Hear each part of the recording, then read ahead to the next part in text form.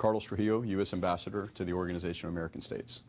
I graduated from Florida State Law School. I worked as an assistant state attorney here in Miami-Dade County for Kathy Fernandez-Rundle for 4 years. I ran for state representative and was elected in 2010 and served through 2018. And in 2011, I opened up my own law firm with a few of my friends. And I sold it recently to them once I was nominated and confirmed to my current job.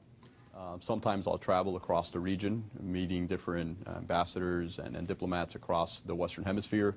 Sometimes we'll spend a significant amount of time in the office meeting with civil society and different groups that champion democratic and human rights issues. And we also spend a majority of the time at the OAS discussing different security, human rights, and democracy measures. Well, the United Nations General Assembly gave me an opportunity to really see multilateral diplomacy front and center. Seeing the way that the UN works, seeing the way that multilateral diplomacy brings people together to try to advance common goals. After being there for a little while, I was also in the process. It's a complicated process to get names, so you have to go through multiple background checks. That was all contemporaneously going on, and once that process was completed, I was appointed and I had my confirmation hearing in late October, early November. Not at all. We had one hearing at the OAS regarding border separation issues. The hearing was asked for by Mexico. We were able to come to terms on a resolution that took into account the President's executive order changing course as to certain policies, and it hasn't bled over into any other relationships. And at the same time, we're negotiating NAFTA with Mexico and Canada, two of the largest countries in the OAS besides Brazil. And those conversations really haven't affected our common diplomatic missions. I think the administration has made leaps and bounds as far as trying to address the situation properly in its current form. I know the UN Commissioner on Migratory Issues is going to be down at the border with some people from the State Department this week. I know there's other groups that are interested and have visited and are also dealing with the border issues. And I think it's also taking into account our domestic commitments to security and border security. Our number one objective is promoting democracy and protecting human rights, and they happen to go hand in hand. When you see a complete deterioration of democracy, the one thing that turns to follow, if not lead, is the violation of human rights.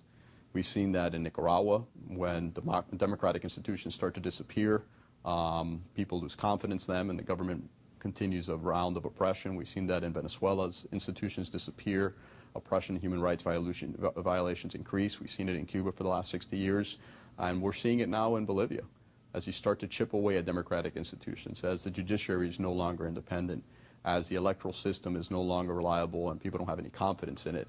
It leads to more of a totalitarian government that leads to the oppression of its people. I think one of the most telling signs is the second you see massive constitutional changes that draw a lot of criticism. And you see that now in Bolivia is a perfect example. They have term limits. A compromised court, we feel, has decided that term limits is a violation of human rights, news to us. So therefore, a person could be elected for life and a person could run for life. Once you start seeing that lack of separation and that lack of balance of power and consolidation of power, which I think is something that's very, very scary, one person controlling all the power, it starts leading ultimately power ultimately corrupts. And you start seeing that in a lot of countries. I think the most important thing is the continued international diplomatic pressure and interest in the situation. One thing we see from the Nicaraguan government, they continue to try to pronounce that nothing is wrong and everything's going all right. What we've seen is over the last 5 months, over 400 people have been murdered at the hands of the government. Hundreds have disappeared and thousands are improperly incarcerated. So these are things that are extremely concerning and are areas that the international community has to continue to focus on. Economic pressure is always a great indicator of getting people's attention. Diplomatic pressure in general, just condemning the violence, condemning the action the government is taking, putting a spotlight on how it's no longer acceptable. And really the economic pressure of citizens across the world looking at Nicaragua and saying, I'm no longer going to visit, I'm no longer going to spend money, I'm no longer going to go vacation. That sends a very strong signal to the government that people are watching and people don't accept what they're doing. It's a very difficult balance because non-intervention is always the objective. You really want to try to accomplish everything through diplomatic means. Putting American lives at risk is never something that anybody wants to do, and nobody wants to volunteer for that. But we also live in the reality of the world that diplomacy sometimes can't take you all the way there.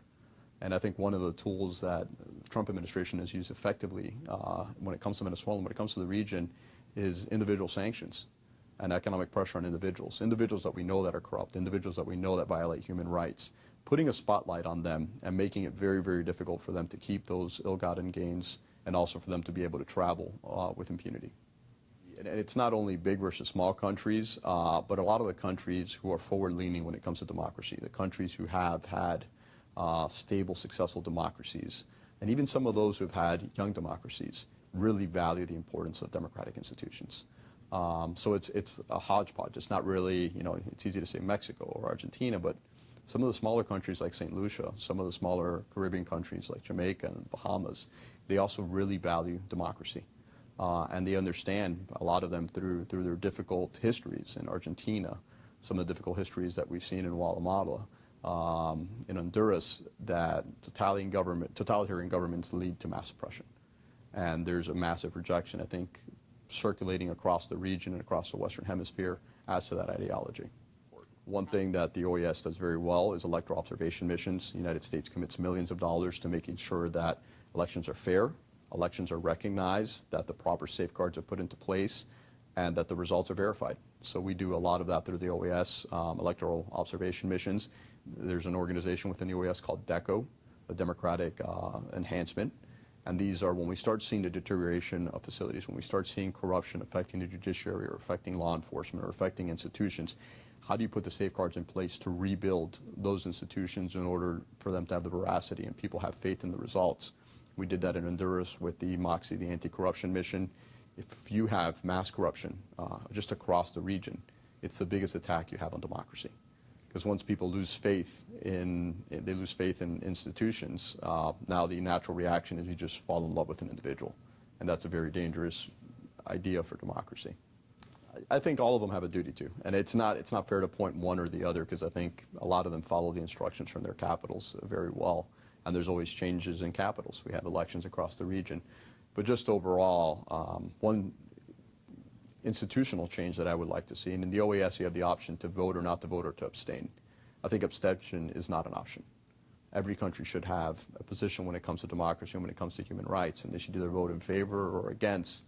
But the fact that you could just not take a position and kind of take the easy way out rather than face some of the difficult problems facing the region is one thing we should change in the charter. Cuba is starting to be exposed for what they are. It's difficult to attack the Venezuelan totalitarian system, to attack the Nicaraguan totalitarian system without recognizing that the ideology, the capacity has all been built and exported from Cuba. I think they're one and the same. So I think the inconsistent policy is Cuba's great, we're going to rebuild relationships, but at the same time we're very upset with what's happening in Venezuela and Nicaragua when we know that intelligence and military officers from Cuba are training and implementing tactics in Venezuela, and we also know there's strong relationships with Nicaragua. So treating Cuba in the same platform as totalitarian dictatorships, I think is very, very important, recognizing who they are. And I think also very important is holding human rights abusers accountable. Individuals who have walked around with impunity for years, for generations, abusing human rights and feeling that they are above the law, changing that narrative and just sending a message that any person who violates human rights, whether they're the president or a low-level soldier or a police officer, they will be held accountable.